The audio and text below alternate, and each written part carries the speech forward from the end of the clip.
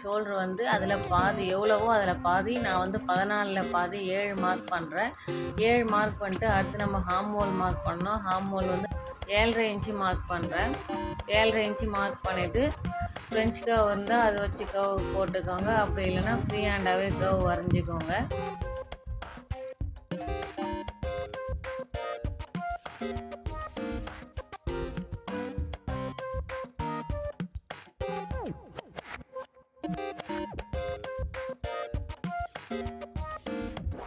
Harm hole work பண்ணி முடிச்சுட்டு உடனே நம்ம கட் பண்ணக்கூடாது. ஃபஸ்ட்டு நம்ம வரைஞ்ச ஹார்ம் ஹோல் கரெக்டானு செக் பண்ணணும். அதுக்கு உங்களோட அண்டர் ஆர்ம் அளவு எவ்வளோ எடுத்தீங்களோ அதில் பாதி இங்கே கரெக்டாக வருதான்னு செக் பண்ணணும். கஸ்டமருக்கு 20.5, அதில் பாதி 10.25.